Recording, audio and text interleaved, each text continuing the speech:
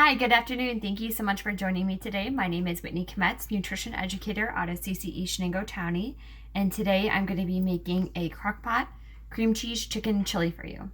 Super quick and super easy, so I hope you guys enjoy it.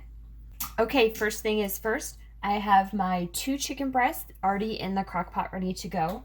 I have 1 can of drained black beans.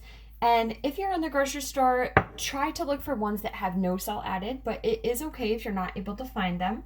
Also, 1 can of corn I'm going to add in. 1 can of diced tomatoes with green chilies that has been undrained. I'm going to add in 1 8-ounce package of Nutrition cheese instead of cream cheese. And the reason I'm using this is it's actually 1/3 less fat. Still has that same creaminess that you're going to get from a cream cheese, but just want to cut back on the fat a little bit, so I'm going to add that in. The other ingredients are going to be 1 packet of a ranch mix, so you can also get that ready at this time. So I'm just going to throw all this in here. Okay, there's that. Let's add in our ranch packet, and then all you're left to do is just add in the seasonings, which are super quick and easy to do. The seasonings for this recipe are going to be cumin, onion powder, and also chili powder.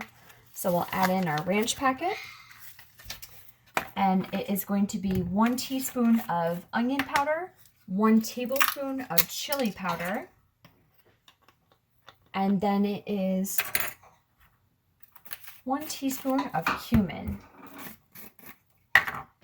And then after you have all of this together, we're just going to put this in the slow cooker. You can do it on high for about 4 or 5 hours. If you do it on low, it's going to be about 6 hours.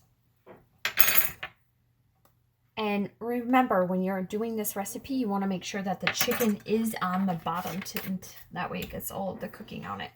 Okay, thank you so much, and I hope you guys enjoy this recipe for dinner tonight. Have a great night, everybody.